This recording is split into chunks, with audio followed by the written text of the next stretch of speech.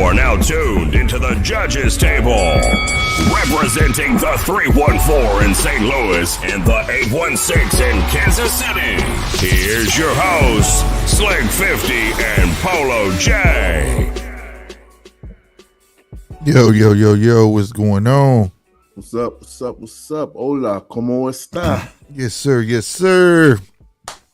You speaking the perfect language, but before I get into that, make sure y'all smash that like button, bro. Make sure y'all hitting that subscribe button, bro. Help the channel grow. You understand me? We on our way. All right?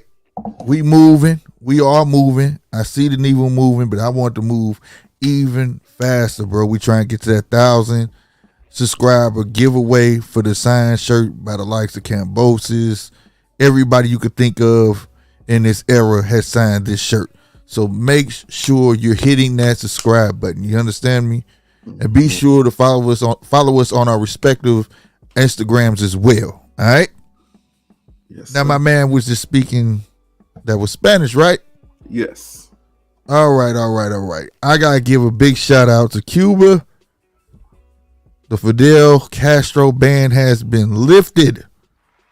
Oh.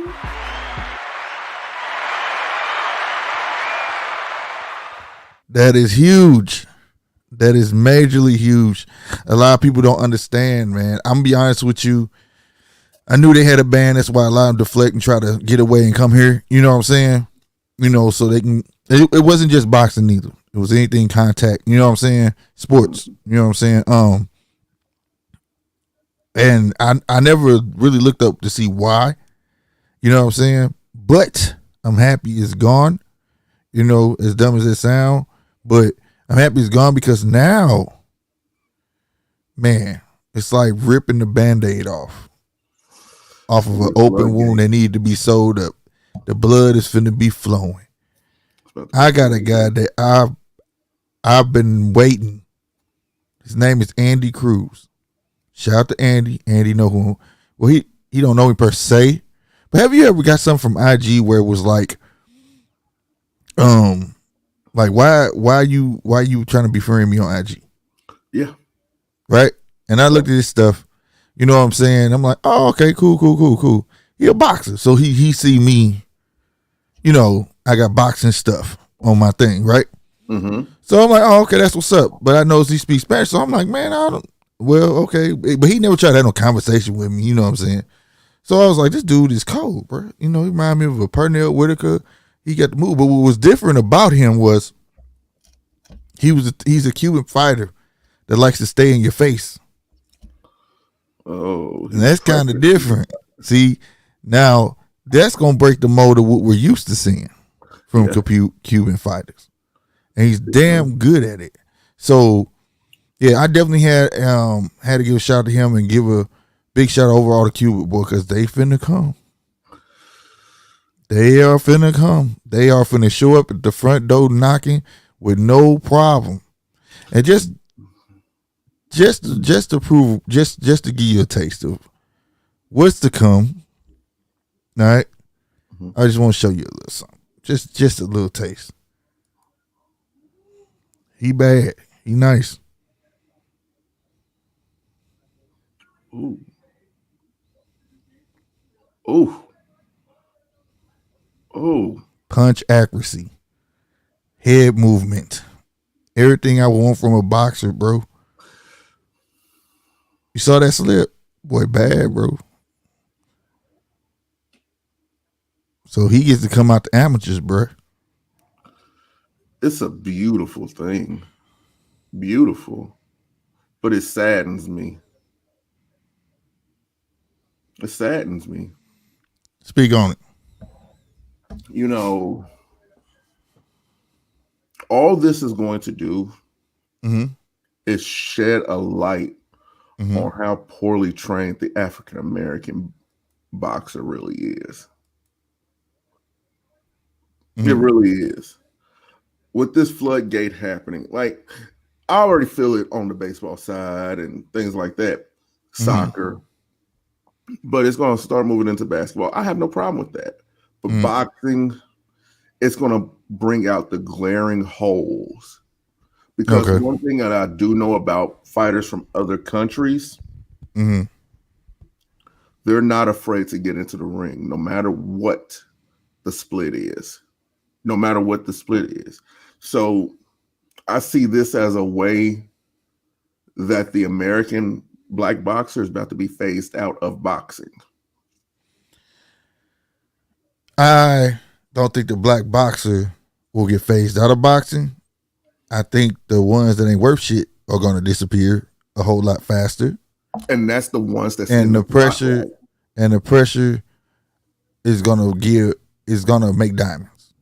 Something what we used to have, because now you can't fake it to make it. Now we're not gonna be able to, like we talk about, build stars. Just off your mouth alone. Now your stardom gonna have to come from what you do in that ring. You see what I'm saying? That's why I'm happy. When you deal with a guy like that, turning pro, mind you, that's a fully grown man, y'all. That's not a kid. He just could never lead the amateurs and get paid. You see what I'm So saying? he's already doing it for the love of the sport. Not only that, he had no choice to do it for the love. 2, to do it to get paid. 3, he gonna take whatever you give him. See, that's what people don't realize about like a Isaac Cruz and things like that. They come from poor countries where black people in America have got lax. You see what I'm saying? We're not with the burden ain't too, the boot ain't too hard on our neck like over there. You get what I'm saying? Right. So where a man over here talking about, no, I want 10 million. He gonna be like, give me that million, I'll take it. He's stupid. You get what I'm saying? He doesn't really want to fight if he's not willing to take this. Right. You know what I mean? So and like I say, the floodgates have opened. No, that's not me saying that I'm not happy about it. I am. I'm truly happy about it because you know my favorite fighter is your Dennis Ugas. Right. So, and I'm infatuated with that Cuban style. But to see that there's more out of Cuba, that really fascinates me. It really does. But it also saddens me because I know without a shadow of a doubt, if boxing politics don't play a part in it and it goes natural, like how it's supposed to, like natural selection is supposed to, a lot of these guys that we so-called love are going to go by the wayside. Oh. See, that's the part I'm liking. Because now the more that's added, it's like this. Believe this, Andy Cruz has probably already got people already after him now. Now that ban is lifted, like, yo, come this way. Because see, now they don't have to leave their country. He can still stay in Cuba and fly and fight. You get what I'm saying? All right, which a lot of people don't understand. People from other countries are pretty much used to that anyways. You see what I'm saying? So at the end of the day, once he get used to that, acclimated, you about to have PBC, he about to get all sorts of offers, right? I don't think PBC's going to make any. I think it's going to be Bob. Oh, you already, come on, bro. Dude Bob signed the whole, it's going to be him first. Because out of all the promoters between Al, Bob, and Eddie, Bob is the visionary out of all of them. He really is the visionary. He can see something in one fighter that he likes, and he can blow it all the way up to infinity. Oh yeah. Yeah, no, that I definitely agree on. I'm just saying that Bob probably will be first.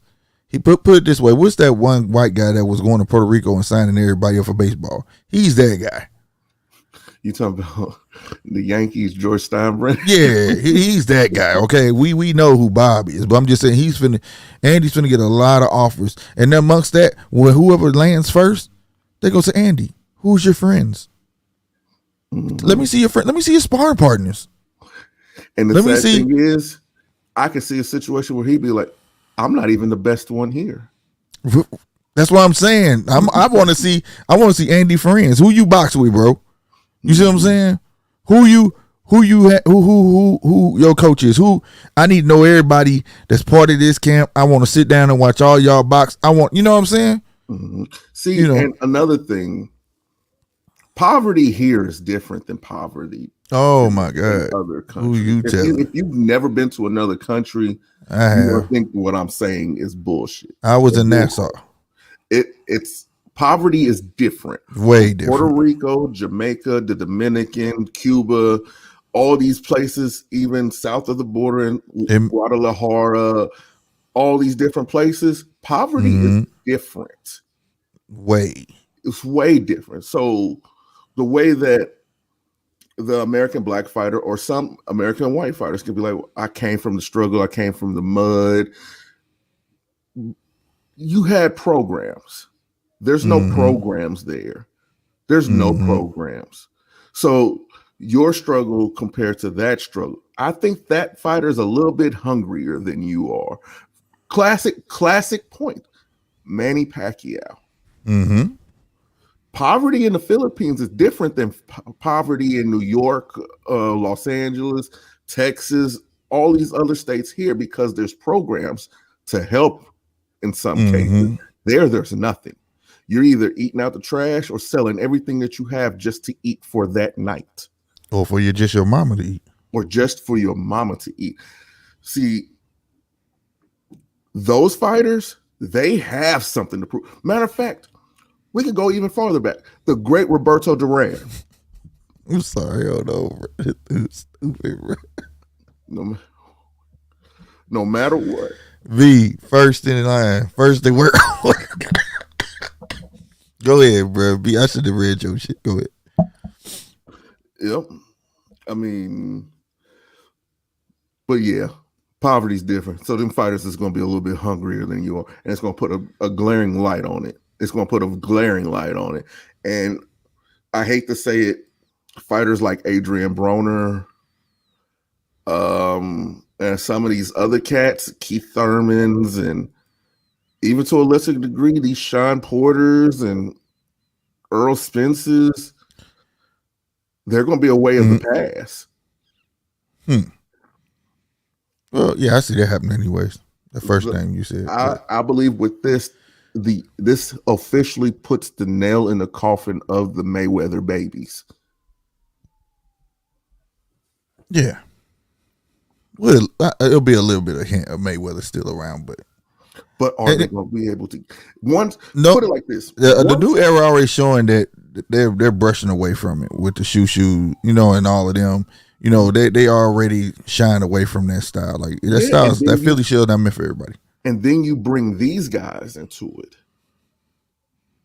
Earl Spence, oh no, I don't like the numbers, I don't like the splits, all these different type of things are going to be a way of the past. They're going to be looked at. The fighters who have retired in the last 5 to 10 years are going to be looked at completely different now. Yeah.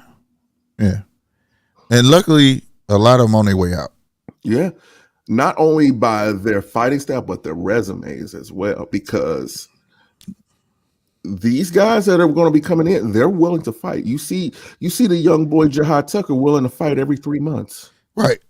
That's what I'm saying. And the younger cats are shying away from that type of style and even that mentality. You know what I'm saying? The younger cats are wanting to bang. They want to fight. You know what I'm saying? Kevin Davis and all them, Keyshawn, all them, they want to fight. Troy Isley, all of them. Troy, they all want to fight, and they're not trying to mimic nobody. They're trying to be them. You see, their self, and that's what I like. And the Cuban, like I said, the reason I wanted to show that clip of Andy is because he doesn't look like your traditional Cuban style fighter that we're used to seeing, because it's very few. Now we're gonna be able to see their world where they have probably multiple styles of Cuban fighting. Where we labeled their style from based off what we've seen in Olympics and so on, that's a Cuban style. That's a Cuban style. Well, that didn't look Cuban to me. That didn't. You see what I'm saying? So now we're gonna have to reassess. We're gonna have to. We have. You know what I'm saying? We have no choice. We're gonna have to reassess. Y'all ain't gonna be able just to be used to one thinking, oh, he fight Cuban style, he Cuban. No, it's gonna be multiple. You know what I'm saying? Multiple styles. So, that's the beautiful thing about that. Well, I was going to say, goddamn me, Mayweather, speaking of Mayweather, just came across my phone. It's back on in Dubai, May 14th. An 8-round exhibition. You know, and I don't want to talk about this. I'm just throwing it out there to show y'all. I ain't lying. It just came across my Bleacher Report. He fights somebody named Don Moreau. I don't know Don Moreau, but it's an exhibition. No winner, no loser. But what I do want to see is Anderson Silva. He's on there. I want to see Anderson Silva more than look. I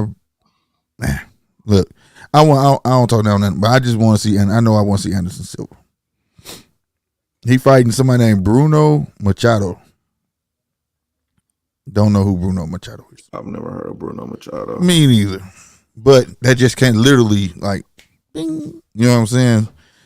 So at the end of the day, shout out to Cuban, man. We applaud y'all. I'm happy for y'all. A lot of boxers, I'm pretty sure, are not. But not happy. So you know what I'm saying? Because we gonna start getting a lot of exciting people. You know what I'm saying? So that's what it do, man. And was that yes or no? Yep. Mm-hmm. So you know what I'm saying? Y'all need better start looking them up. Look for names to start flying. Everybody finna find somebody to talk about for as that. You know what I'm saying? Mm-hmm. And speaking of that, it's time for what? Rundown.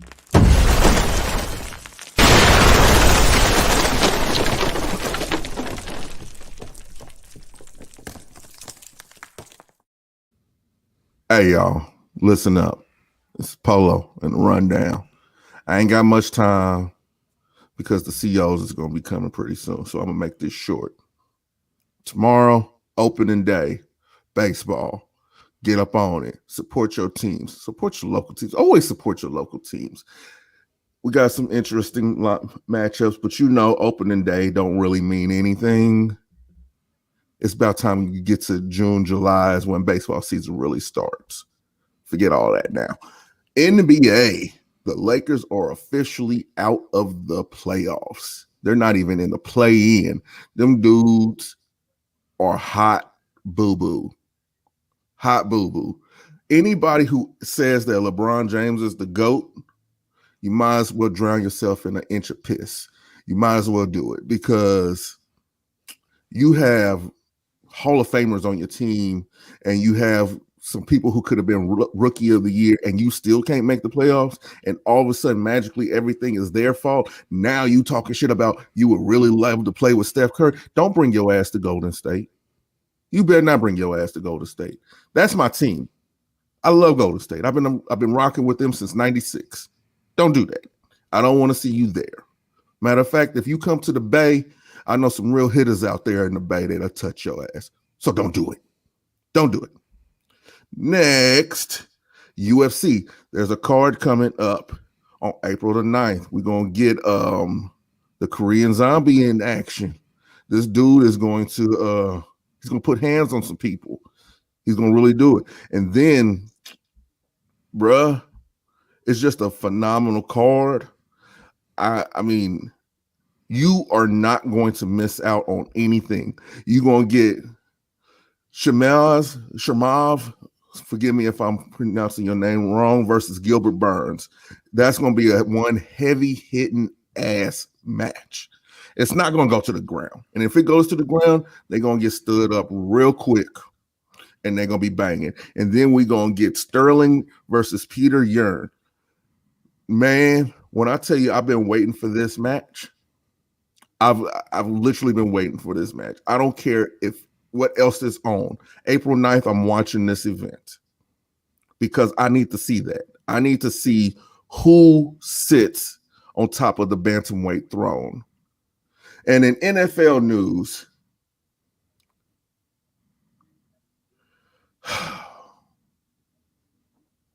we're witnessing the end of an era. Aaron Rodgers might as well hang it up. He might as well. The man has handicapped the team so much that he's throwing to what's the guy's name? Carlos Shipley. I have no idea who that is. I don't think anybody knows who that is, but it's just some nigga who was randomly walking down the street in Milwaukee and he just looked fast. And Aaron said, "I want him," but that's it. I mean, I don't know what else. And he got some dude named Darren Willis. Darren, I don't know who he is. All I know about him is that he got out of the Wisconsin State penitentiary about a week ago, and he had a work for food son. Aaron gave him a double cheeseburger and invited him to practice. I don't know. I'm just as lost as y'all are. So, in other words, Green Bay ain't shit. And that, ladies and gentlemen, is the end of the rundown. Oh, and don't forget to watch my exclusive interview that I did with Gervonta Tank Davis. It's riveting, really riveting. You're going to learn something. I was honestly touched that man had time to actually talk to me, and he opened up the way that he did. It was a beautiful thing. You see, I'm rocking my Casey hat. It's not because the Royals play tomorrow or nothing like that. It's because, I'm down with the cause now. I am officially a Gervonta Tank Davis stinker fan. I am a fanatic for Tank. If it ain't Tank, I don't want to watch it. And that's the end of the rundown. Peace and love, man.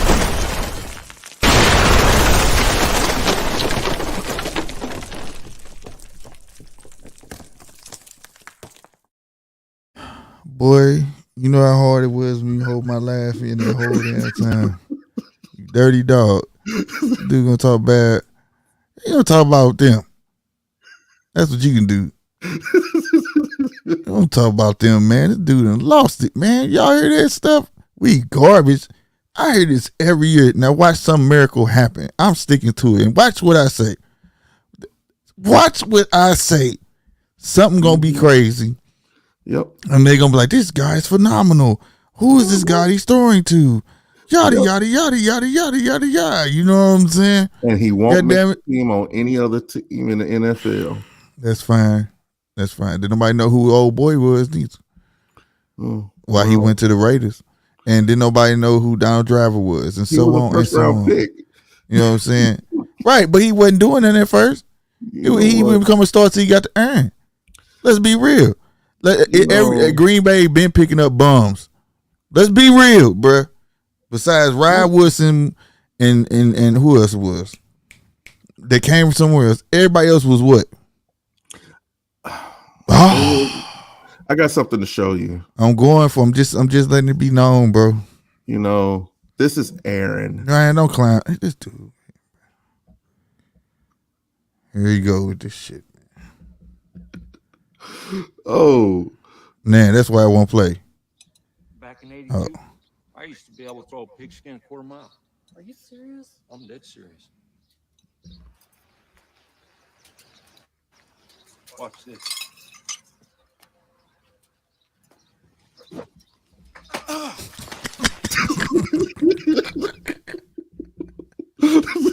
Brother. Hey, tell me why the way he throw it though. That's how Aaron throws sidearms for real though, bro. He be like, like he's skipping rocks and shit. That's what makes it so funny, man. Y'all wrong, bro. That's all right. We gonna take that. You all right, man? Yep. And the still my squad. I agree with you though. I hate he took all that money. I feel like he did it and payback, but payback for what? Because he got screwed. He took that pay cut for them to give him a squad, and they didn't. So he was like, "I ain't doing it this time. Y'all give me some money." He took They're it. A team notoriously known for building through a draft. Oh my god. Anyways, I'm not talking to you about this no more. I'm not. Not gonna get upset. It's still my team. That was his new receiver. For those of you who don't know, his name is Austin. Two names. This dude. Man, matter of fact, last time I checked, I got to pull up the stats on him, but I believe Austin is a third. It's Austin the third. Stop, Matter of bro. fact, his middle name is Abercrombie. Come on, Austin man. Abercrombie Austin the third. Oh my God. Yeah. You're gonna keep clowning, ain't you? He was good. Bruh, what are you talking? That dude is a legend at Montana South Community College. Just not gonna let it go. We're not gonna talk bad about this guy. You're not We're gonna show let it him go. the same level of respect that we show every other NFL player. Just let it go, man. Just let it go, God. God damn. This year gonna be bad for me, bro. I'm used to catching heat for my team, but this is gonna be bad this year. I swear to God. ESPN, everybody finna be clowning, bro. They finna be, oh my God. Yes, Bonqui. He is a legend. Bonqui, don't listen to this dude. He clowning my team, man. But it's all right. Aaron good enough to make people look like legends. That's how good he is. Nah, Javante Davis is Polo J biggest fan. You know what? I show a level of humility, and I can honestly say that I am that man's biggest fan. I am his biggest fan. Like, if I ever get the chance, I'm going to buy Tank tickets and I'm going to go. I'm going to purposely blow a check to sit front row and have a sign that says, I love Tank. Matter of fact, I'm going to show up in my military uniform with my tanker patch because I love Tank. Mother Baltimore in the house. This dude right here, bro. Crippin' fool. Stop. He tripping, bro. But no, man. That was a good rundown. I ain't gonna stand. It is opening day. Go Cards all day. But how you feel about Albert Pujols coming back?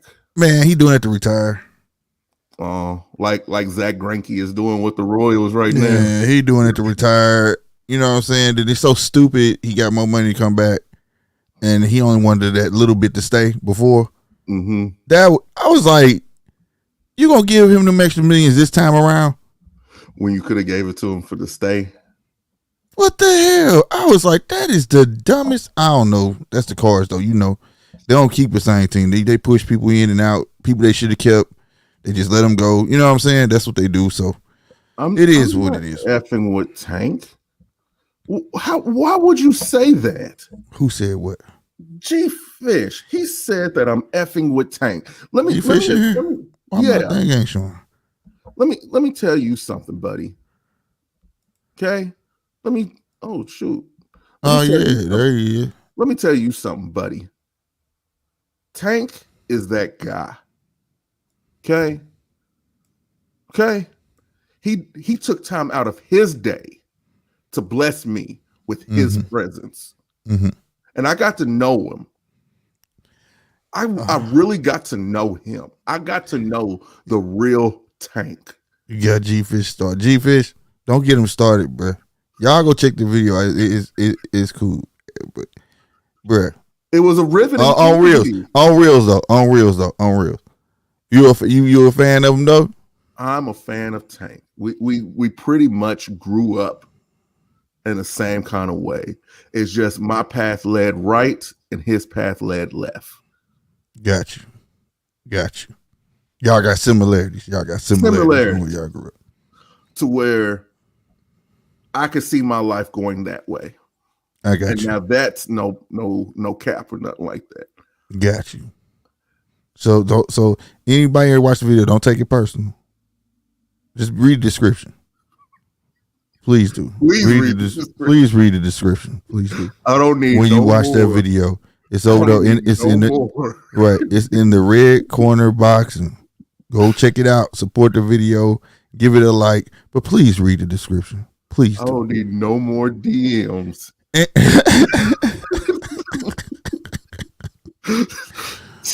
All right, man. So we know Polo doing UFC. But I'm pretty sure Polo gonna be tapping in over this way while he doing UFC, just like I'm gonna be tapping in with him while he doing UFC, because I'm gonna be doing the Randy. I said Randy. Why did I say Randy, bro? because you're a racist. You can't Oh give my God. Oh any no, person of Latin descent. You can never call them by their name. Bruh. You're the equivocal slave master trying to get them to change their name to Toby. No. That's who you are. You're trying to get them to change their name. Well, you tell me. This dude Toby. said you're the equivalent slave master to try to get him to change the name to Toby. Like what?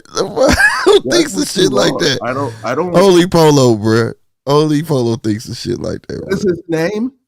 His name is Ryan Garcia. You didn't say his last name right. See, that's Garcia. How I know. It's Garcia. Garcia. You have to roll the R. Oh, fuck all that. Goddamn me. That's how I'm from St. Louis. I can't say. Y'all want to know something about St. Louis?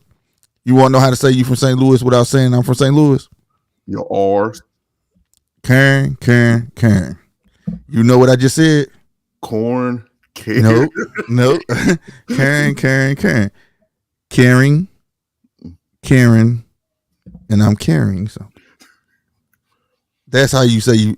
And in the matter I use it, you know what the fuck I'm talking about. There you go.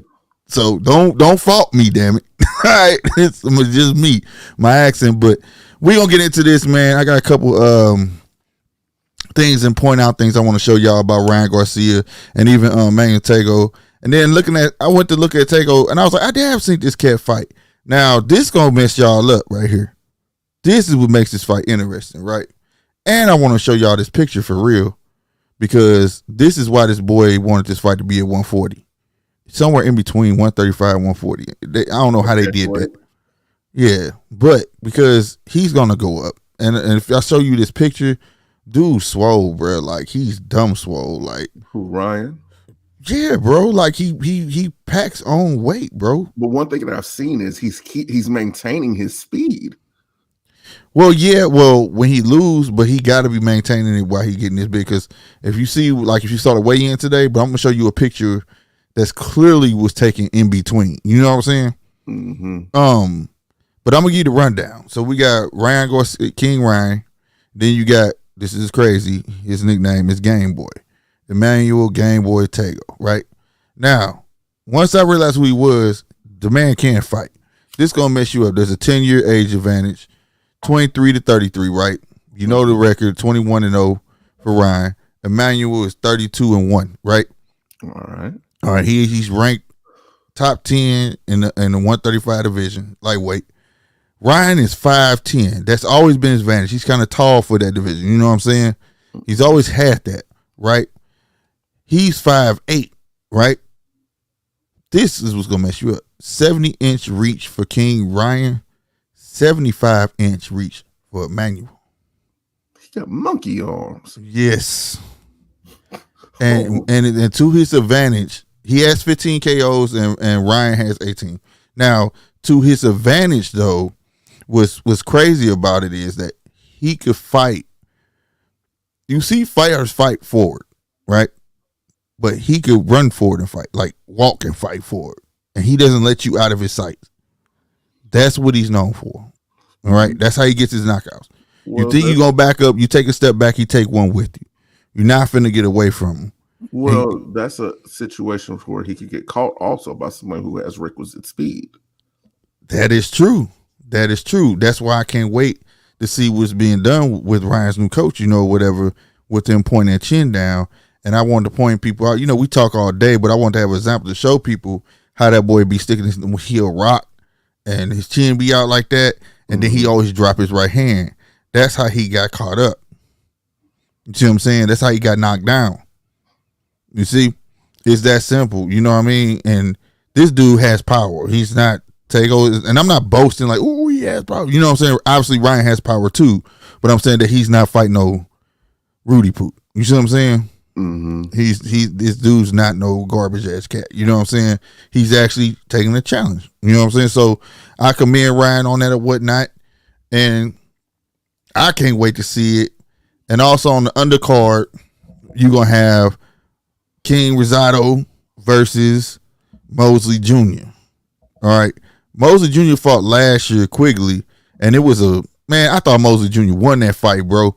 But anyway, I'm not finna get in that. He lost majority decision. It is what it is. So he done moved up to super middleweight. That fast? Just after one fight? He just said the hell with it. I'm going to super middleweight. He 31. He said I'm going to super middleweight. Rosado to move to one super middleweight too. So that's a bit. So for Rosado, you know that he gonna definitely make some interesting fights because you know he gonna push. Is this a DAZN card or is this? It's a DAZN. This is a DAZN card. And another thing too, DeBella, Tagoe is a DeBella fighter. Ironically, because his name has just been all over the news. You know what I'm saying? Richard Schaefer and DeBella fighter. It's crazy, but anyway.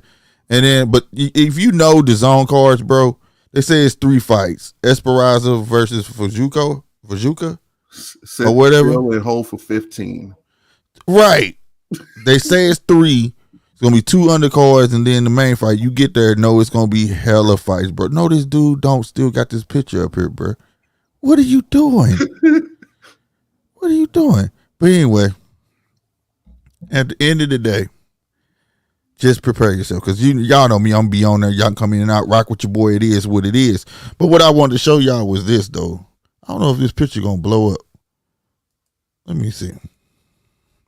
I want to show y'all how swole he gets, though, dude. I don't know. It probably ain't gonna show that big, but we gonna see what we can do with it, dude. I wonder, can I do this? This might work better. Yep, think it will. Boom.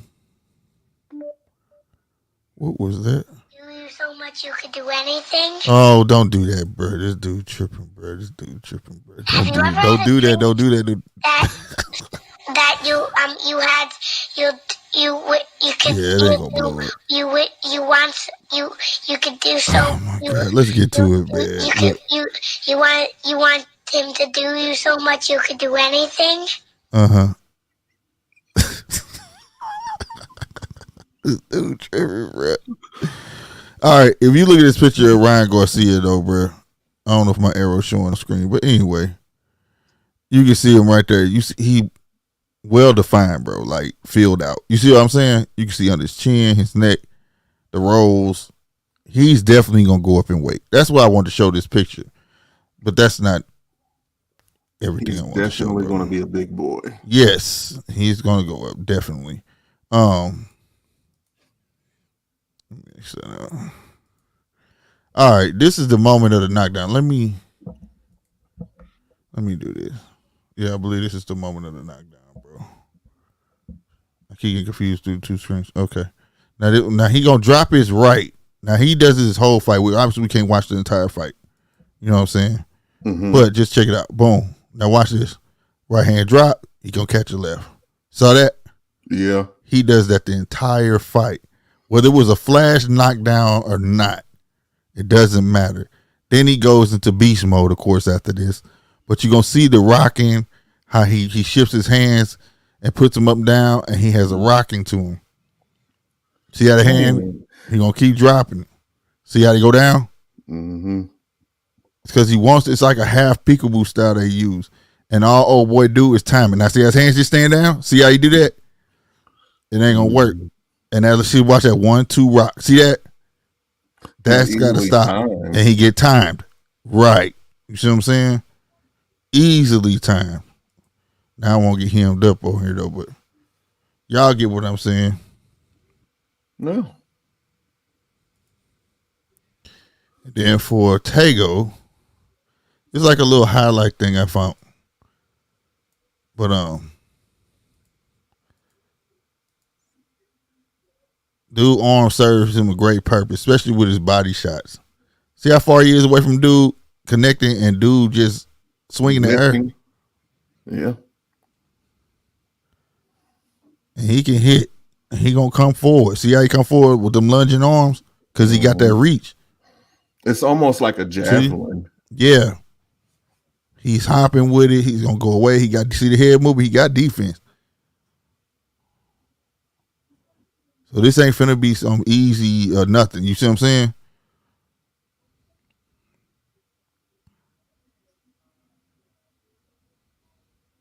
So, I mean, you know, but I pick his flaws too, though. I mean, like say, to beat a guy like this, Ryan he knows how to fight tall. Just tuck the chin. You get what I'm saying?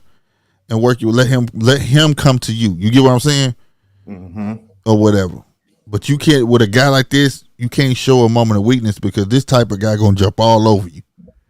The minute he feel like he can push you back, just like he doing these guys, he gonna stay on you. You not gonna be able to do nothing. So it's not like he's not flashy. He's not all of that. It's just that he has the skills to make him successful. You get what I'm saying? Mm-hmm. And he been around this long. As you can see, he been fighting all over the country, bro. Yeah, all over the world. And he got power. So, you know what I'm saying?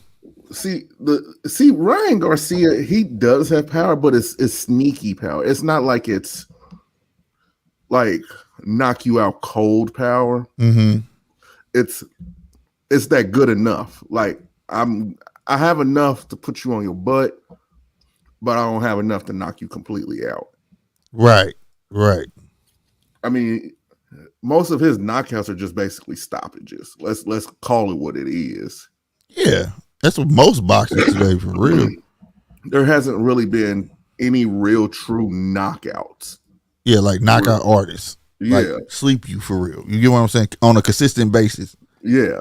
So, West Coast boxing, I mean, I agree with you, but I have to put an asterisk next to the whole power thing. But it's not a knock against Ryan. It's nothing against him. No. It's just being able to tell the truth about a fighter. Boy, you seeing people. I ain't see. Oh, it's down here. I don't know why my chat is doing it. Plus power. What's up, West Coast boxing? I don't know why on my end it's like jumping up late. But is it Garcia's fight on Triple G undercard? No, it's separate. No, it's his own It's separate. Yep. It's separate. He headlining his own stuff. San Antonio, the highest ticket is $240. You know what I'm saying? Yes, shoe it. Thank you, Bon Quickly. They coming up. We just talking about ain't nobody right now is consistent. You know what I'm saying? Shoo is. Yeah, Shoo is gonna be the most skilled technical fighter of the bunch that's coming up right now. Because he plays his punches well and he exploits your weaknesses. That's what makes that boy special. And I mean his punches just, oh my God. They're too sharp, bro. And then when he start adding, it's like, that's another thing I want to point out about Tagoe, because you just reminded me. One thing like Shoo, he knows how to mix up pitter-patter punches with power punches. Like it'll be 1-2 strike. Yeah, you know what I'm saying? It'll be fast too. Like these little light things, you think you can take them, then pow, you get hit with something out of nowhere. You get what I'm saying? Shoo do that same thing, bro. Shoo will sit there and love you to sleep. Next thing you know, that same combo that you took before gonna be 10 times harder. You know what I'm saying? Mm-hmm. Tagoe do that same thing. Thanks, Bon, quickly for reminding me of that point, because that was one of the main points I want to say about him. He's very good at remember, he has a 75-inch reach. That's 5 inches longer than Ryan. And Ryan has a 2-inch height advantage, though. So it balances. That's very interesting. It kind of does, you know what I'm saying? But it's gonna make be very interesting. Is it gonna take Ryan longer to get his distance together, or you know what I'm saying? I see that it takes one well placed overhand right or overhand left to be the difference, because yes, Ryan is fast, but he steps into his punches. Yeah, and he, like I just showed you, that 1-2 and his neck out, 1-2 and his neck out. He drops the right. You know what I'm saying? Goosen, I'm pretty sure Guzman gonna correct all that. Guzman is extraordinary with young fighters. I'm gonna be honest with you, he really is. So I'm pretty sure he didn't watch the tape like, you better stop this, you better stop this, you better. So you know what I'm saying? Do you agree that we are creatures of habit? Oh hell yeah. So something like that might actually just be a habit, a bad habit, and you gotta break it. It's just like, I don't. Never mind. I was gonna bring his name, I can't remember his name, and I don't need you calling me that R word no more. Fuck that. Tank fought him, man. You know, the one he knocked out in the corner. I always forget his name. I don't know what that is. What it's about. Leo Santa Cruz. Thank you, Leo Santa Cruz. Him. He has a tick like that where you could time him. He do this. Mm-hmm. You could time him every time. You know what I'm saying? But he ain't had Joe Goosen. Like I said, he's very good. We gonna see what, but it's gonna show Saturday the 9th. Show up, show out, because I am definitely. It made it more interesting when I realized who Tagoe was. You see what I'm saying? Mm-hmm. So first I was like, oh, they got somebody who can just gonna run over him. It ain't gonna be nothing. You know what I'm saying? Mm-hmm. If Ryan beat this guy in like in the impression fashion, I'm gonna be like, okay, Ryan really is the truth. Not saying he the truth mean he's a true boxer. I'm not saying like he better than everybody else in that division. No. You know what I'm saying? I'm just saying that, okay, I could take him seriously. You get what I mean? Yeah, I see what you're saying. But I think, doesn't Top Rank have a card this weekend also? Well, we got, Myron High. No, that's on ESPN Sky Sports. It's up. Well, we got a plethora of fights, bro, and I don't know how I'm gonna do. I'm having all 3 screens going. You know, like I did last time. Somebody ain't gonna get no love. I'm gonna start watching 1 or 2 or whatever, like I did the other fight last week. What was that week for last fights? But this is the rundown. Of course, we got Garcia versus Tagoe, April 9th, this Saturday, 9 p.m. Eastern. Then you got Mayer versus Hine, which is if y'all don't watch females, then ignore it. But I implore you to watch the females. They're getting real interesting. ESPN and Sky, and it's gonna be on Sky Sports. That's 10 p.m. Eastern. Then you got, now this is another interesting matchup right here. Erickson Lubin versus Fundora. If you don't know who Fundora is, it's that tall, skinny man fighter, bro. He is. Yes. And it's gonna be on Showtime and Fight TV April 9th at 10 p.m. Right? Then you're gonna have, no, that's it. That's the last fight for the night. But from this weekend out, bruh, it ain't nothing but nice fights. You know what I'm saying? Fights worth watching. You know what I'm saying? Mm-hmm. Like for real. You know what I mean? And shout out to Fury, man. Y'all, man, look, the hate gotta stop. All right, they just asked whoever they call their councilman, whoever, to let them make more seats in that stadium. They done sold over 94,000 tickets. He let them get like 15,000. I could be wrong on the number, but it was like astronomical. They was like, we need more seats, bro, because they had already sold it out. People was like, no, I want to go. He was like, all right, bet. Here, 15,000 more seats then. 94,000. They done filled that up. They said that's the first time something like that been done since the 80s. Give that man his props. And it's all him, man, because,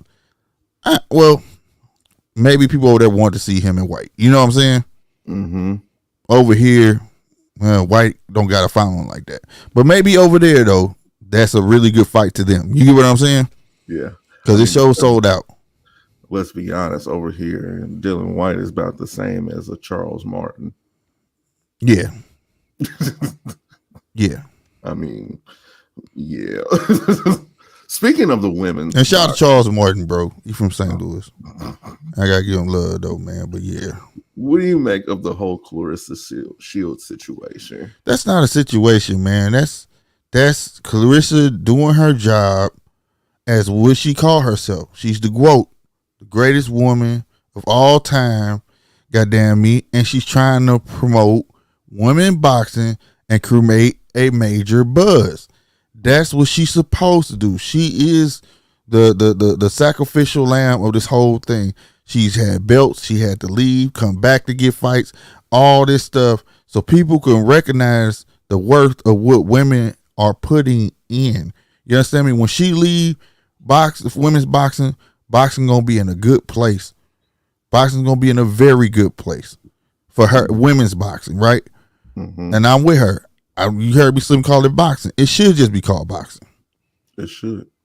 And you know, these women, if you pay attention to how they're fighting, because she came in the game, these girls ain't just windmilling no more. They're picking their punches. They're actually taking the sport where the trainers are training the girls like as if they're boxing, not like no dude, like boxers. And you know, I like what she did. You know what I'm saying? They was mad over there. No, you can't go in there. Why? She came at her after her match.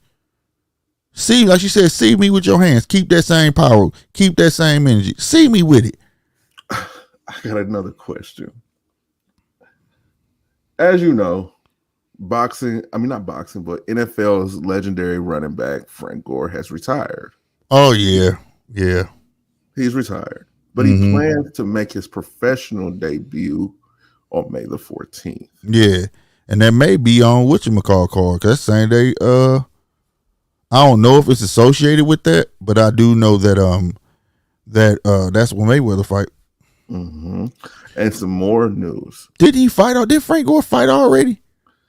Last year. Yeah, he got tired in the mug, bro. Yeah. He was tired as shit. Yeah. More news.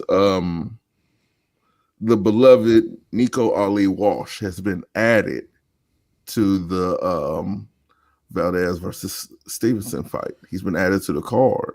Yeah, I'm with that.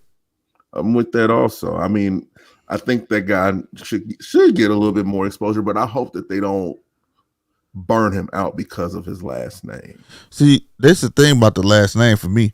I wish that at the end of the day, they let him did that instead of them promoting it in that way. You understand what I'm saying? Mm-hmm. All it would have took one time after a knockout or something like, hey, this is for my grandfather. You know what I'm saying? Muhammad Ali. And I'm not Muslim, but you know how he do I don't want to mess the language up. Assalamu alaikum. And people would have been like, hold on, wait, that's who? I felt like that would have created more of a buzz than them plastering it everywhere or because the one thing about boxing, you could put anything on TV about boxing, people pay it no, never mind. It's really the word of mouth that sells boxing. Yes, it is. Also, I'm guessing that. And shout out to Nico. He's a real decent human being, bro. I met him. Either this is bull crap or the rumors and everything has been getting to him, but Josh Taylor would 100% like a rematch with Catterall. Now, going up. That nigga ain't going back down. And if I was Catterall, I'd be like this. No. I'm gonna fight you for it, bro. Come down back where I'm at, where I know I whooped your ass at. You trying to make me uncomfortable. Then you try and use that as a tactic, like to make me uncomfortable to come up, all right, where I've never fought before, so you can have advantage because you didn't have the advantage when you thought you did. You see what I'm saying? You're not finna get me like that, bro. You can kiss my ass. That's 100%. No, I wouldn't give two shits about Josh Taylor in that manner for that. I would not. And that's just no slight at Josh Taylor. I'm just putting myself in that man's space. If that was me, I'm like, no, I'm good. Because one thing about boxing is you can sell yourself even in the loss. Yes, you can. All right. Former champion Lee Shelby has announced that he's retiring. For real? Mm-hmm. I didn't read that one. Lee Shelby has announced his retirement. Okay. Congrats to him. Congrats to him for an illustrious career. Thank you for what you gave us. You gave us some exciting times and some head-scratching times. But other than that, you did your thing, homeboy. I'm happy for you. Yeah, damn right. It's a blessing to be able to retire from this sport, especially still speaking art. Still being able to speak. Oh my God. Okay. I have another question. Mm-hmm. What in the world is actually going on with Olympic boxing? It's like, okay, first they said they was going to get rid of it. Mm-hmm. Now they're saying they're not going to get rid of it. They want to regulate it in a different manner or something. And they're trying to come up with a whole new ton of rules or something like that. And weight classes to be more accurate and all that type stuff. Yeah. And it's all stemming from, I'm going to be real with you, weight bullying. I mean, it's a big disease.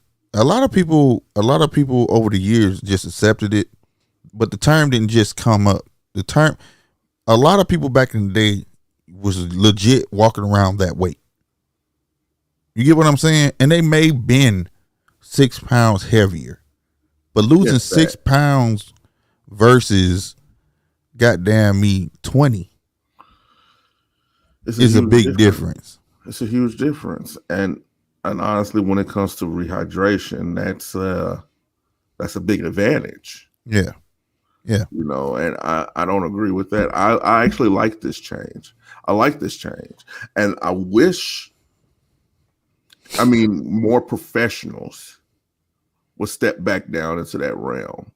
You know, like almost like a dream team. You get what I'm saying? Right. To show the superiority of American boxing over the Right. world. You know, I wish that they would do that, but it's no money in it. But you can have all kinds of extra endorsements off of that. But When's the last time you seen an American boxer on a Wheaties box? right, exactly. And the thing is, it really is money in it. When you took a guy that was for instance, like again, we can take Mayweather as an example. When you took a guy that was naturally walking around the weight he boxed in, and then he chose to go up to a catch weight to fight a heavier fighter, meet in the middle, that meant something. That almost put emphasis that both of them want to get it on, like they really want to fight. You get what I'm saying? Now these guys talking about, man, shoot, you need to come to 168. You want me balloon all the way up to 168, bro? When you coming down to 168, when you walking around at light heavyweight, and you want right, you know what I'm saying? So you know you gonna slaughter me, bro. Like that would be the reality of it. You get what I'm saying? That you would think if I gotta come up in weight, right? That means I gotta make 168.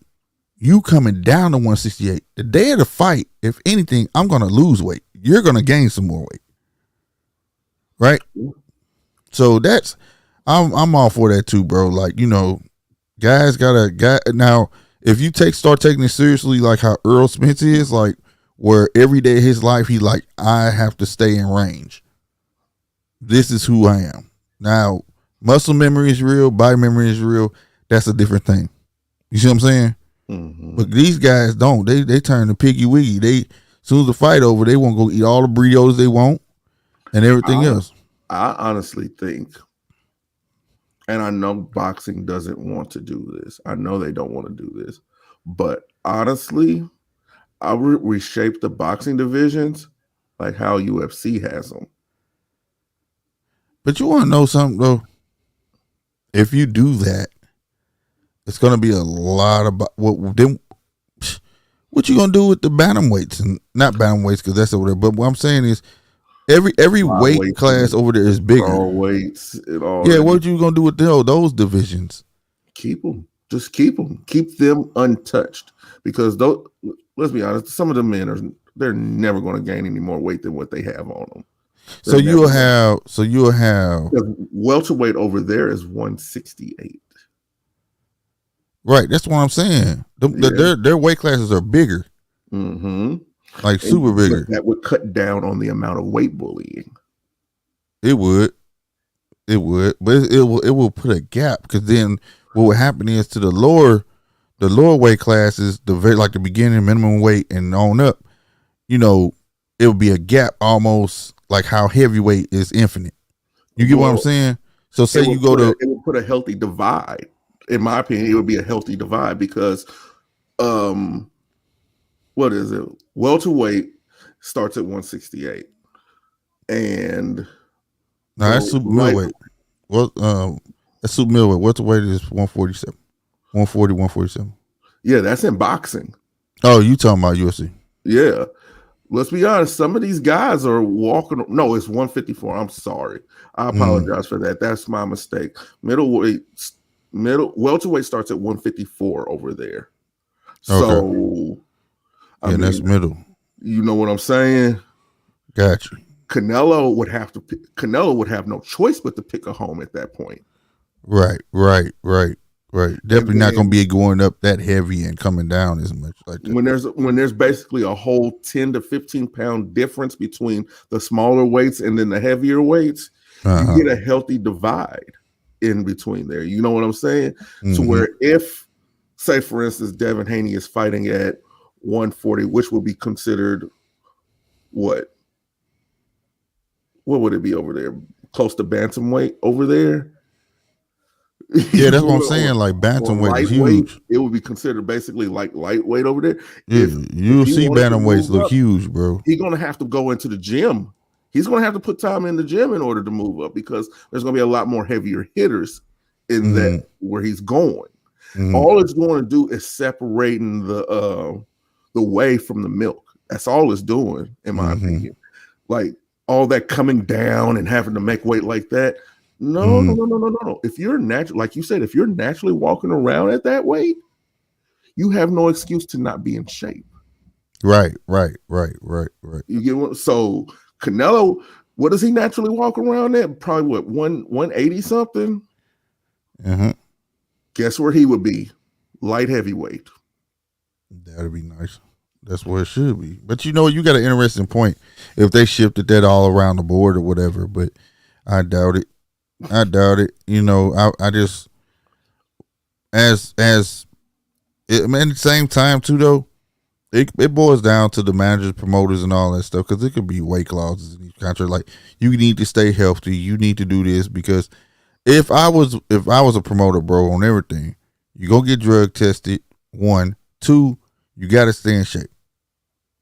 Because I have to front this money. I can't afford you tell me, oh, I can't make weight, lose money. You understand what I'm saying? That stuff, it's a sport with a lot of freedom. Like, to keep these guys on their P's and Q's and to keep them to where they still make their money, I would do the drug test the day of the fight and the weigh-in the day of the fight. Well, yeah, they supposed to. They well, I know they do it the day of the fight and after, but they should do it random. VADA shouldn't even exist. That should just be some automatic stuff. It should be random anyways. See, they should have a rapid test. A rapid test. Just for shits and giggles. A rapid test, right? That you get the results in 3 minutes. Go while the fighter is warming up in the green room. Yeah, that's what I'm saying. Yeah, you get what I'm saying? I don't know when they do it before, but I know they do it. But like, I'm with you. Drug testing, no doubt. Like I said, there shouldn't have to be these organs that you got to pay all this money and all that. No, that should just already be instituted where that the promoters have to something they have to pay into. You know what I'm saying, to keep it going. You know what I mean? You are presenting a product, so you want that product to be at its tip top. Yeah, you know, whatever. And that type of stuff, you know what I mean? And it should be, as a promoter, like I said, it's a sport with a lot of freedom, bro. But no, you're gonna take care of yourself. Being signed should mean more than me fighting with this promoter. You get what I'm saying?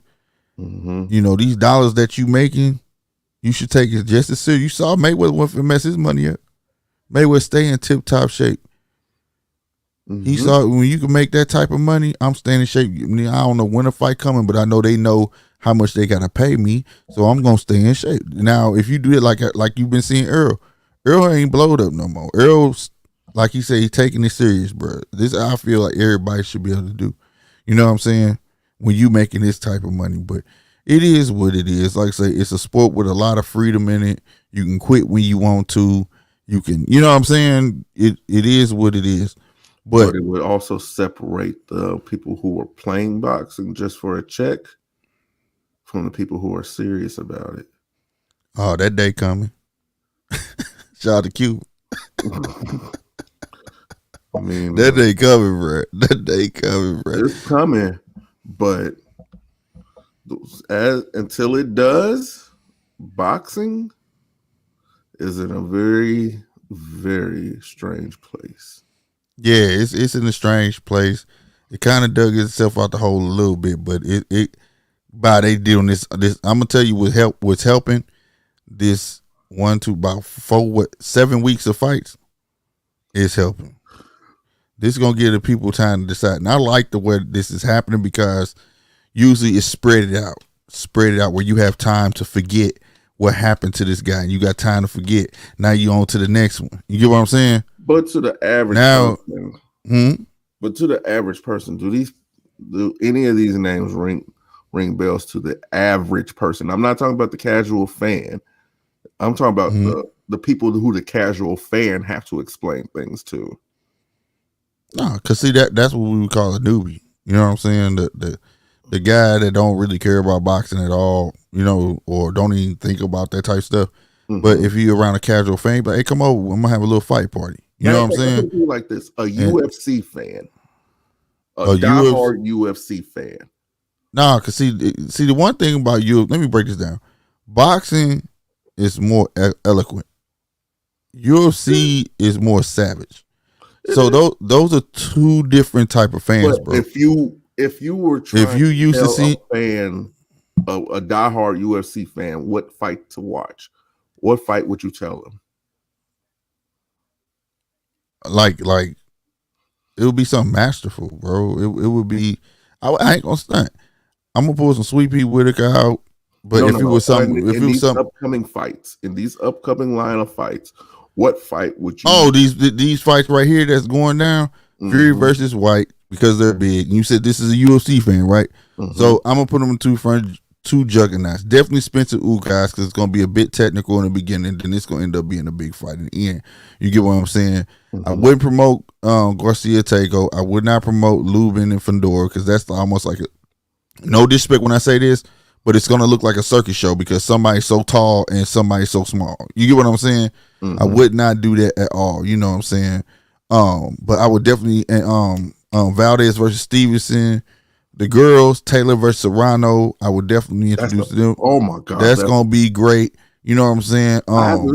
That fight might be better than some of the men's fights. That's true, and I agree with you. And also Canelo versus Bivol.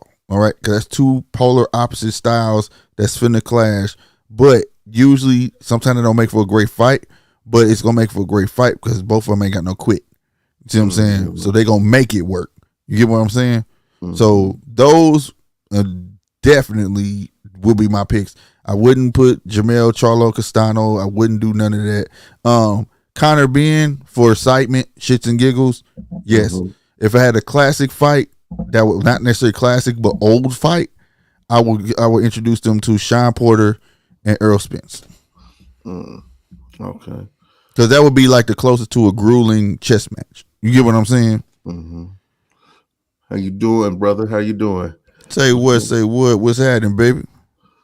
We've been. I think everybody's been dealing with these storms. Yeah, these storms getting out of hand. That shit came through last night, boy. I was like, what the hell? But I tried to warn you. Yeah, boy, that shit was crazy. Woke my babies up. They came in my bed. I'm like, oh my god. It was loud. Yeah, it was super loud. Not only that, I'm talking about guy was having a stripper party and they ass cheeks was clapping loud in the mud, boy.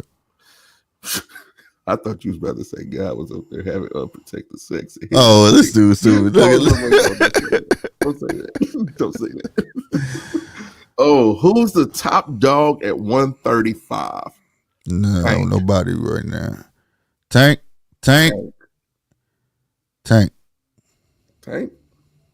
Got Tank right now because you got Stevenson Valdez 135, right? It's then you got 130, my bad. What you call 135? Devin. Yeah. You know, Devin improve himself. To Devin prove himself is Tank. It's Tank. If Devin get them belts, he the man, bro. And then they got a clash. Say what says something. Cambo right now. See, I want to raise a question. Does being a champion still ring the same as it used to? Yeah, it's you know what? Champion has always a word that's always been built off the pride of the champion. You get what I'm saying? Like you can have a stupid arrogance like Cambosis. He doesn't sound or carry himself to me like a champion. He just wants to be able to brag and boast that he has the belt. You get what I'm saying? He brags so much he doesn't realize he's saying the same shit over and over. I've been through the trenches. I fought through the slaughter. He says the same lines over and over, bro. Like, and he doesn't. But when he's talking about it, nothing has to do with boxing. Nothing. He doesn't recommend a fight that you can go watch and say, "Oh, when I fought Kessler, I took his head off. They said I couldn't do it. When I fought da da da." He doesn't mention none of that. He doesn't elaborate on his resume. Nothing. It makes it seem like he's just somebody who fights just to fight. Exactly. Like he'll say, "Oh, I've been through the trenches. I've been going from country to country. Yes, I want to fight here. I've been fighting my whole life. I go here, go here." But you're not saying nothing you've done what makes you great. Blood. Who you are. Yeah, nothing. Bruh, you sound like a movie, bro. You have no Spartan blood. Right. You know what I'm saying? No. You a racist, just like your old lady. That's it. Period. Wow. Fuck you and your mom. Racist? Yeah, he is, man. You hear that shit? No. I hate his name when he came up. But he was on my mind, though. I don't like that shit when people be high-siding like that. Okay, this old lady a couple years ago was doing a tan. She had a tan, right? Mm-hmm. You know how Twitter do. They find everything on you once you become famous, right? So let me add this in there. Find me 8 years from now, too, goddammit. Yeah, I said it. All right? Now, look. And it was a picture of her tanning, right? Mm-hmm. Instead of saying, "I'm trying to get a tan, a little glow or something," she said, "No, I'm out here getting nigger." You know this recent one? Now, this, mind you, this was a couple years ago, maybe 4 or 5 years ago even. I'll give it that. But you know what she said? I mean, this nigga said recently, instead of saying that, you know, she made a mistake, you know what I'm saying, whatever, you know, it is what it is, I apologize for her on my behalf. No, you know what he said? "Well, you do know my wife from Africa." She's a South African. You dumb fuck. You dumb fuck. Like, come on, bro. Well, I feel like see the thing with that, I see where he's going. Right, but she don't get to do that. But because you know what South Africa does to the rest of Africa, though, don't you? Yeah. You know who all stay here in South Africa, right? Oh, I know. I felt slighted because you said that like the rest of the world don't know about Africa. Yeah. What goes on? You see what I'm saying? Mm-hmm. What made him want to depend? Why would you want to? I get it's your old lady, right? Mm-hmm. But the world would have respected if it was a mistake. Yeah, she made a mistake. You know, it was inappropriate. I apologize. Gene, what's going on? What's up, family? He chose to defend it. So if you feel like that's all right, then I can't do nothing but put you in that same boat. Well, we how can I say this without it sounding too delicate? Oh, it ain't nothing delicate. Go ahead. We don't know. I'm open-minded. You know what I'm saying? What he said to her behind closed doors. We don't know if he done snatched her up and said, "Hey, chill that shit the fuck out. You don't say nothing like that in front of a camera, not with all this shit that we got going on." We don't know that. Plus, like you said, this was years ago. So he's probably already addressed it. Because guess what? To make money in boxing, you have to deal with them same niggers. No, I get that, but that's cool. I will accept that. But if that was the case, you don't get in front of the camera when somebody asks you about it and say, "Well, you know she from South Africa, right?" What the fuck is that supposed to mean? You say, "Hey, no, me and my," like I said, you could say, "Hey, I talked to my wife about that already. That's none of y'all business." Boom. I would have accepted that. Yeah. Not.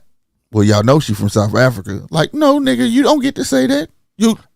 Like what I'm doing is I'm not trying to, give a pass or nothing. I always try to look at everything from all different aspects. Yeah. No, I totally get it, and I'm not upset about it. It just kind of pissed me off his answer, bro. When this dude tried to say it's like he's the high marquee, and if you just coming in, we was talking about the making of a champion, and he was my prime example of what a champion sounds like.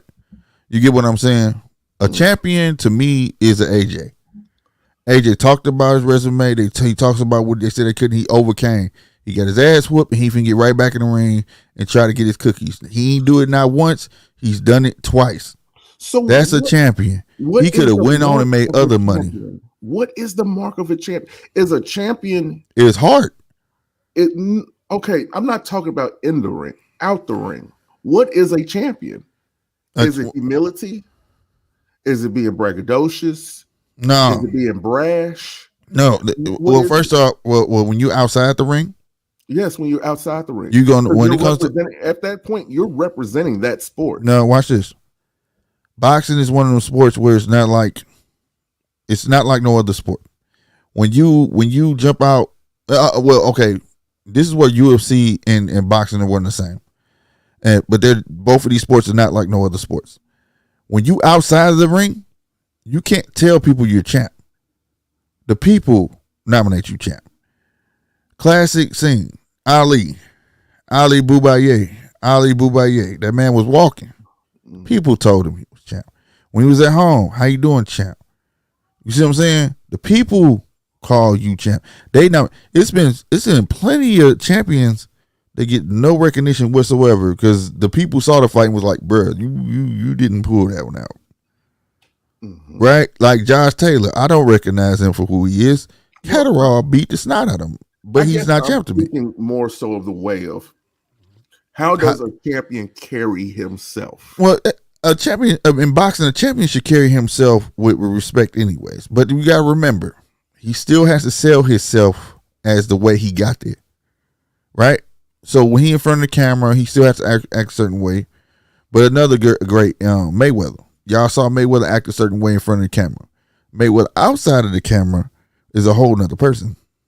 Mayweather's a grandfather, loving person, give money to the schools in Nevada, a whole lot of stuff. Big philanthropist, but on TV he looked like a braggadocious, spending money all the time. He does a lot of good. You know what I mean? Mm-hmm. So he carries himself accordingly as a champion, but he also has a job to sell his fights. So that's why I said like boxing is kind of one of where people try to take personas seriously. It's all a fantasy, bro. So even saying it like on the UFC side, it's more like how Conor McGregor used to. Conor McGregor was loud, but like Mayweather, when the cameras wasn't on him, he's going to visit disabled children and donating to their schools, rebuilding their gyms, and things like that. And you don't have to do that. You don't have to spend money to make people like you. It's just that you let the people know you're a genuine person. You say that the last great champion that carried himself with dignity and respect was Joe Louis? Joe Louis, Sugar Ray. Sugar Ray still carry himself, and Sugar Ray Robinson. It was. That's why boxing was a gentleman's sport. You know what I mean? It's always been the saying, gentleman first, savage last. You know what I mean? So that's what made it beautiful, bro. Two guys get in the ring and put a tuxedo on and go out eating, drink beers right afterwards. Mm-hmm. It was about maintaining composure, discipline. You get what I'm saying? Mm-hmm. Two men don't always have to be mad to fight. This is, you know what I mean? It's just a business. Right. You know what I'm saying? And it's a sport. This is what we love to do. You know what I mean? Like, and that aspect in a way is kind of missing now. You got the bling and all of this stuff, and I'm better than you because I got these dollars and all this stuff. And then when it doesn't transition in the ring of what all that stuff you were saying, because today perception is definitely everything. Yeah, but how do we get back to the respectable champion? How you get back to the respectable champion? Yes. How do you get back to the respectable champion? Oh, it's coming. It was Shoo. You got Keyshawn. You see how Keyshawn talk on that camera? Oh yeah, I've seen it. One of the most well-spoken young men I ever seen in front of the camera in a long time. He ain't on there. Yeah, you know what I'm saying? Because we get down. You know what I mean? By the way, get my mixtape, cuz when I hit this ram, beat this motherfucker ass. Y'all gonna see this nigga gonna be black. No, he not doing that.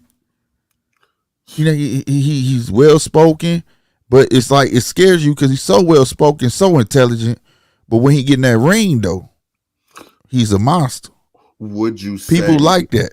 Would People you like say that. that with these younger crops of fighters, you could see the difference in how they were raised? It's not, I won't say about their household being raised because I don't know, right? But I will tell you this, they got very good coaches. Would you say they have a level of decorum, i.e. respect? Discipline. Yes.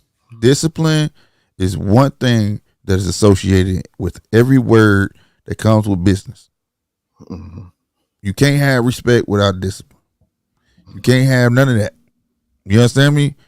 Their coaches did a good job, a very good job of taming the beast in them and showing them when to unleash it. Another kid, Dylan Price, Mason, Abdullah. Mason. Oh my God, y'all ever seen Abdullah IG? I'll be on Abdullah IG. I'm like, I feel like I'm looking at some little kid page, but then you see his highlights. This dude is a beast in the ring. He knows when to cut it off and when to cut it on. When would you say the gentleman nature left boxing? Oh, Mike Tyson.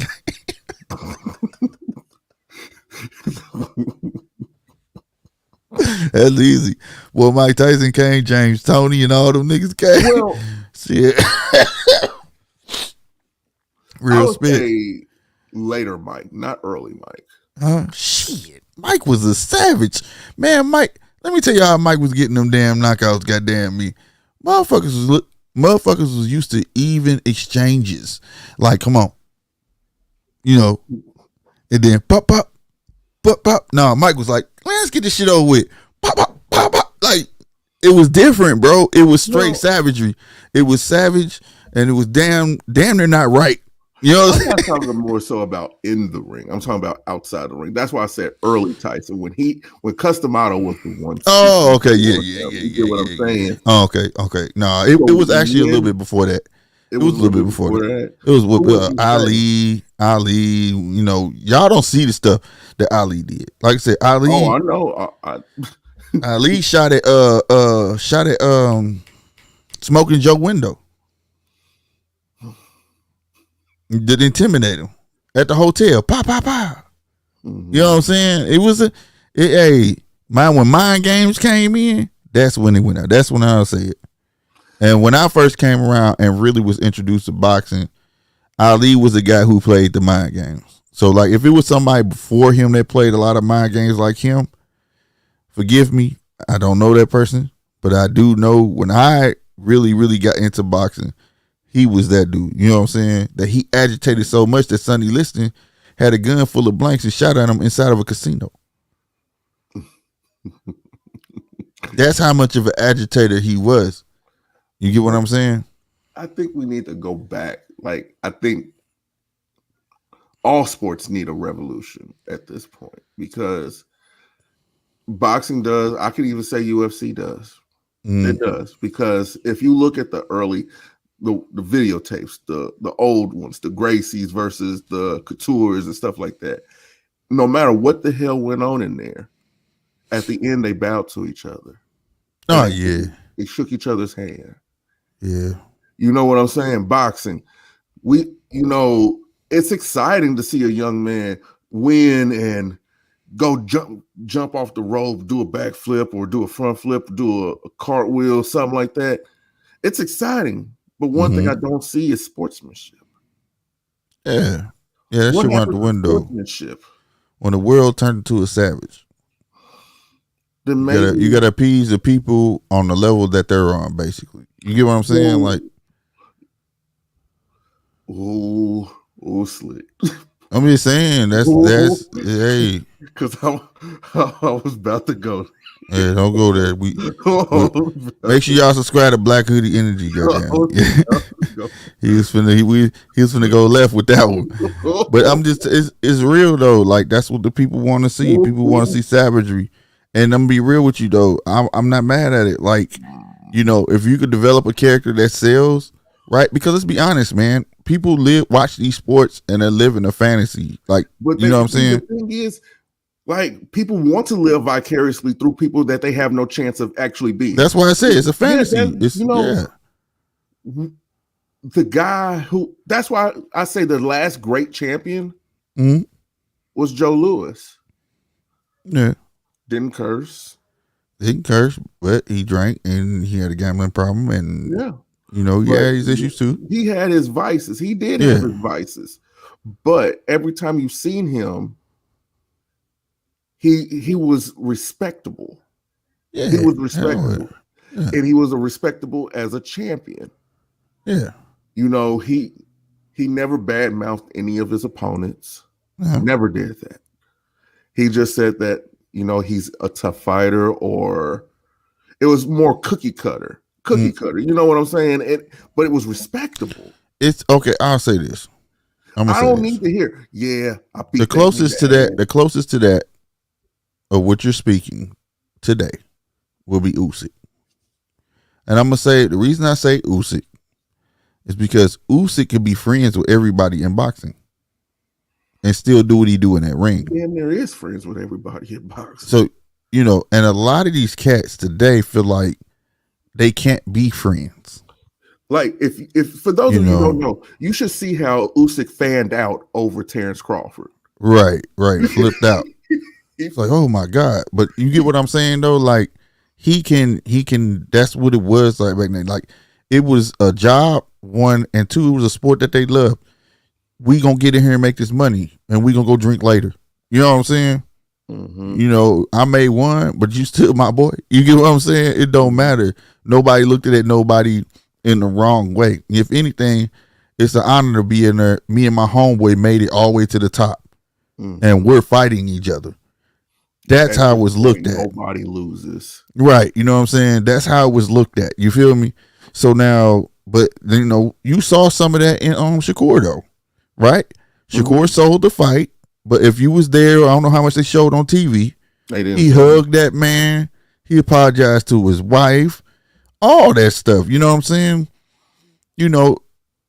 That's why I say I don't have no problem with the characters they create, right? Because like I said, it's a fantasy. We live vicariously through these cats, just like wrestling.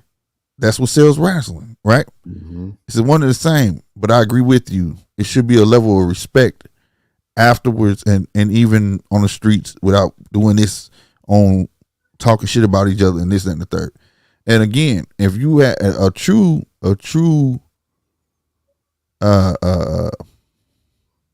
beast, don't have to be angry on it. He know when to cut it on. He know when to cut it off. It is what it is. And like I said, I agree with you though, because a lot of people don't believe before they didn't talk at all. In boxing, I think it's just my thing. Like, I think once you've reached the status of champion, you should be above all that, that chicanery, all the down talking. Well, you still got to sell yourself. You still have to sell yourself, but there's ways to do it as a champion. Because there's no greater champion than the people's champion. Right. I'm not saying that you have to speak on world issues or nothing like that. I know that's not everybody's. No, I feel like no sports figure should. I don't think that any sports figure should, because they can't go hard. They can't go all the way. They can't. It would basically 1 foot in and 1 foot out. Right. No hamster. But I believe that there should be a level of respect shown for the process of becoming champion. You know how hard it is to become champion. Well, and that has to go for the people too. And that was another thing. See, that's why I said I like how we got these 7 weeks of fights coming up, because now you don't get a chance to forget. Now you get to build a memory. So you're gonna have these lightweight bouts coming up, right? Now you're gonna get to watch 3 lightweight fights and be like, man, I wonder how Lubin would do against la la la. I wonder how. You see, now you get to get these comparisons to build in people's minds versus Garcia fought today, 5 months down the line, another lightweight fights. You get what I'm saying? you'd have forgot about Garcia by now. You get what I mean? Mm-hmm. That's what I like about it. And like I said, the people have to respect it. The more I see you fight, the more I respect you. Hence Mayweather. Twice a year, you knew it was coming. He stayed in the where you see him, and you had to respect it. No matter what you didn't like about the man, he was winning. Yeah. You get what I'm saying? And that's the thing. And that's why Mayweather is revered at 50-0. That's why we can have that argument. Do you think 50-0 makes you great? Me personally, no. I don't believe 50-0 makes you great. I just feel like you just wanted to quit. You know what I'm saying? That's me. Right? Because you got guys, Julio Chavez, you know, you got Sugar Ray Robinson, 47-0, lost. Joe Louis. 47-0, lost. Then went 79 more fights and never lost. To me, that's the greatest of all time. Yeah. Some people have trouble knowing when and how to separate the man from the character. That's where things get tricky. Facts. I believe that's where the mark of a champion comes in. I think that's where it comes in. Like, everybody can't be Tupac though. see, some people, that's rare. Some people, they like to deify their idols. They like to deify them, like make them seem like they're as big as God. You Right. know, they put them on a pedestal. So whenever they finally do something wrong, like say for instance, this is a perfect example. Mm. The 80s. In the 80s, right? NFL. You couldn't say the NFL without saying Dan Marino, John Elway, Eric Dickerson, and O.J. Simpson. O.J. Simpson is a perfect example because squeaky clean mainly. Couldn't say nothing bad about him until you got to see he was actually human. Right. You got to see he was actually human. I think that you, like Charles Barkley, I don't think that sports figures should be your hero, but I think that they should strive to show you that there's a better life out there.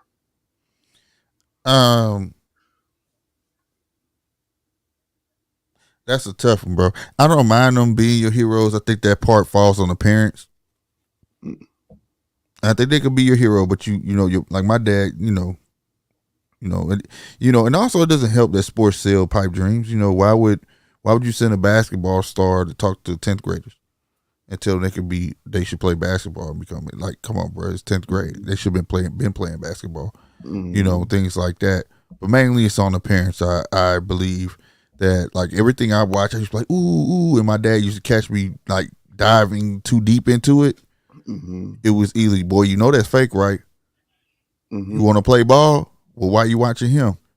You got basketball, go practice type stuff. Excuse me just a second. Yeah. So, I think the hero part should just be on, that's fine. I don't have a problem with looking up to stars, to sports figures or things like that, because, that's part of being inspiring. You know what I'm saying? And, you want to be able to inspire people to be something great, whether it's basketball, football, or whatnot. You know what I mean? But again, everybody can't be a Tupac. Everybody can't be a Ali, where they gonna love you regardless of what you do. Have the whole world captivated, where it doesn't matter. You know what I'm saying? Tupac, the only motherfucker I know, can tell a woman keep their head up and call them a bitch in the same sentence. You know what I mean? And that's my favorite rap artist besides Rakim. You know what I mean? Ali, same thing. Ali did his stuff. It was out publicly, and everybody still loved Ali, regardless. No matter, Ali could do no wrong, but everybody don't know how to. Everybody doesn't have that formula. You know what I'm saying? Mayweather's another. It is hard. It's not something that's like, it's almost generational. You know what I'm saying?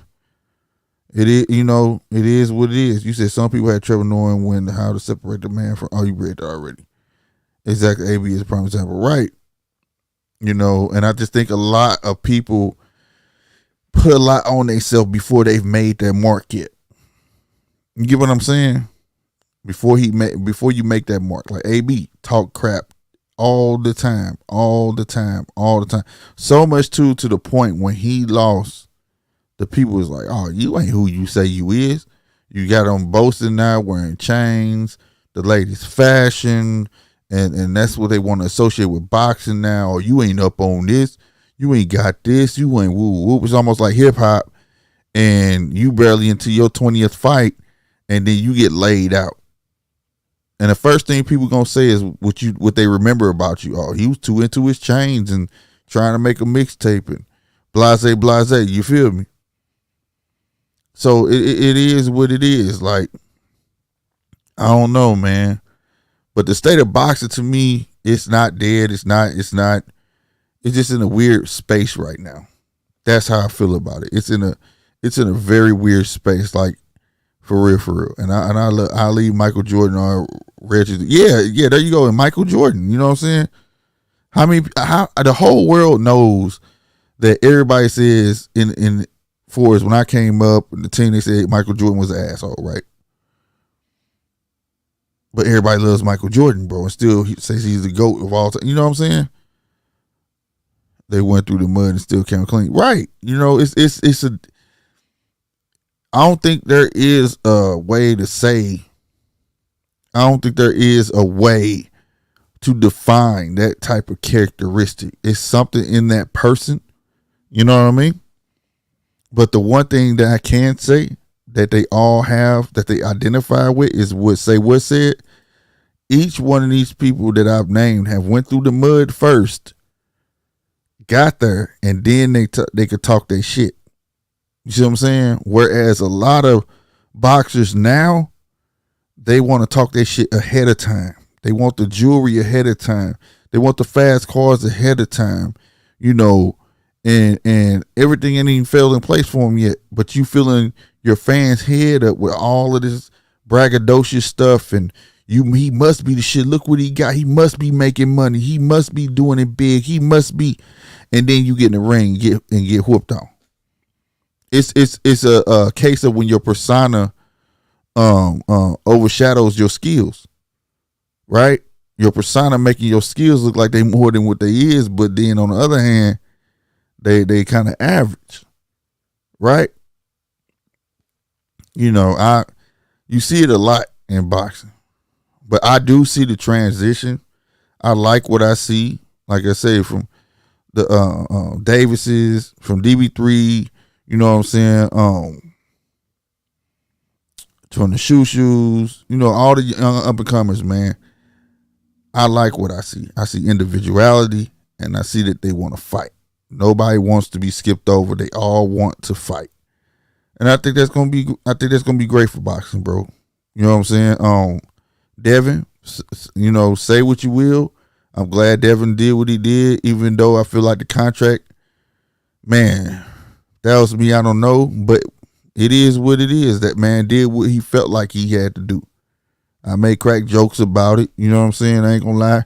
Y'all heard me last week running the what was I playing? Yeah, I think it was Pusha T, wasn't it? Yeah, it was Pusha T. Yeah, the Exodus, when you heard me playing. Contract all fucked up. I guess that means you all fucked up. You signed to one nigga, that signed to another nigga, that signed to three niggas. Now that's bad luck. You know, but them just jokes, bro, because at the end of the day, y'all know me. I mean, I don't care what another man chooses to do. All I can do is commend him on it. He got that much faith in himself. Now, if it pan out, everybody got to eat their words by calling them stupid and everything else. You know what I'm saying? So, you know what I mean? I like the way I see it. You know what I mean? You know, if y'all ain't seen Abdullah Mason, the Mason brothers, go check them out. Everybody got I like that. I really like the direction it's going.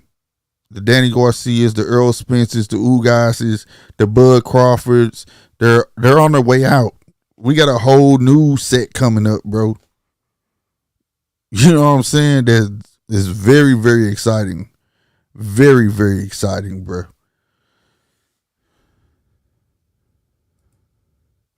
That's why That's exactly why people come down so hard on Dev. They want and can't wait until he falls. Exactly. But he kind of falling in that trap with the jewelry and all that. But but another thing about Devin that people don't realize, he's still real young. You know what I'm saying? But like I said, despite the contract, him being signed to 2 managers, promoters, and all that extracurricular stuff or what it is, bruh, if he pulled this off, if he beat that man in Australia, all right, and become undisputed, the real undisputed, and then fight, because he got to fight him again. It's going to be a rematch. And do it twice, man, I don't want to hear nothing bad about Devin. That boy going to have a hell of a story to tell, you hear me? Because he do that, then the contract up. He can do what he want. He can go back to being independent. It's not like he's stuck in his contract. He just gotta live it out for them 2 terms. It's not like it was like they said you gotta sign with us for an 8-fight deal. You get what I'm saying? It's just for these 2. So you know what I mean? It's a great look too. You got Devin and Shakur. Bruh, who knows what that turned into? Right? Oh my God. You know what I mean? I look at y'all people got this tunnel vision, can't see nothing. I want to see it all. You know what I'm saying? I'm looking ahead, man. I'm looking ahead.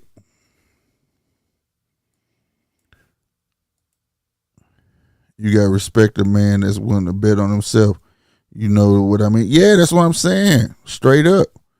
Like I said, we crack jokes up here. Like, we know Tank the dude. You know what I'm saying?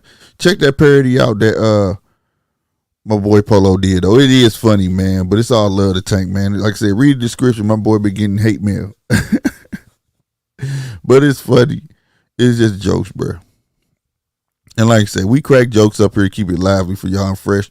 At the end of the day, keep entertaining. But, bro, that's where we at with it, bro. We want to be, what's up, man? We want boxing to be great. You know what I'm saying? We want boxing to be America's pastime again. You feel me? I just don't like the idea of him fighting in Kambosos' backyard. I really feel like they're going to rob him. That's how I feel, too. I'm hoping that boy go get a knockout. Let's not make it, let's not get caught up in the hype. Kambosos is not the greatest fighter, bro. You know, that's not being said. No hate. Go watch the Teofimo fight. Teofimo basically handed that fight to him on a platter. It was the old school thing, the bull and matador. Let's not act like Teofimo did knock him down, right? He has a bad habit of dropping his hands, right? You can go look at his training sessions now and go look at it. So it's not like it could be actually a tough. And in that division, hands down, Devin has the best jab, the best boxing ability. He just doesn't have the knockout power. And that's what people want to see, and that's what they claim. That's what they not claim. That's what they complain about. But in reality, the sport isn't called KO. It's not called knockout, beat 'em up. It's called boxing. You get what I'm saying? It's called boxing, bro. Like, Devin, to me, hands down, has the best boxing ability in that division. People think when I say that, they think I'm saying like he the best knockout artist. No, I'll leave that to Tank. Okay? But hands down, he's the best boxer. And I feel like if anybody can pull out, it'd be him. But he is going against the referee. He's going, excuse me. He is going against those judges, and he will be in Australia. So until we hear about who the judges are, hopefully they get neutral judges. You know what I'm saying? I hopefully it's a ref we know, or at least heard of or seen. You know what I mean? Because where my head at, on what you say, what's gonna happen is he gonna need a knockout. And like I said, he's not a knockout artist, but he is a boxer. But it's taking a chance going to fight all 12 rounds. You know what I'm saying? It's taking a huge chance. Huge chance. And I haven't read nowhere if it stated he should be over there getting acclimated. If it was me, I'd be over there. I'd be living over there from right now all the way to fight day. That way my breathing on point, everything on point. My days is turned around. I mean, my days ain't turned around no more. You know what I'm saying? That get used to the altitude, all of that. That's what that's what I would be doing. Showing that man, I'm serious. I'm hungry. I'm in your face. You know what I'm talking about? I be trying to train next door to him. You know what I mean? Straight up. I be playing mental games. I gotta have some type of advantage. I'm in your backyard. All your rules. You know, we don't see too many fights over there in Australia. Like I said, every country lets certain things fly. You get what I'm saying? England definitely lets certain things fly. The UK, you know what I'm saying, that wouldn't fly over here. So, but I'm rooting for Dev all day, fam. I'm rooting for Dev all day. I want them belts to come home, and I want them to stay home. You dig what I'm saying? But having said that, y'all, man, this your boy Slick 50, man. We finna get up out of here, man. Hey, be sure to check out the new store, njrmediastore.com. If you want to support the channel, that's a great way to support the channel. Also, make sure you check out gmt-boxing.com. You know what I'm saying? For the latest and greatest sports. Go over there, run them numbers up for your boy. And on the way out, man, y'all make sure y'all hit that like button, man. You know what I'm saying? Because you know what it do, man. Y'all was tuned in with, oh, man, I had it queued up, man. I hate when I mess up. I was on the road. Y'all have been tuned in with. You are now tuned into the judges table. And we up out of here. You feel me? Y'all be easy, stay blessed. And when anybody trying to get on your nerves for the words of encouragement, you know what I'm saying, stuff like that, this is what you tell them.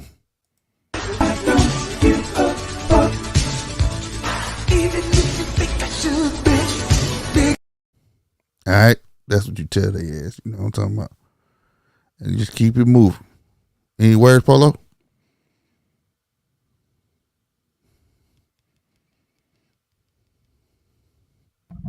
I gotta get used to that now. Just live in love, man. Live in love. Don't ever let nobody tell you how you should love. Facts. Never. Right on, man. J Beats and Waves, what's happening, baby? Y'all be easy. Doses.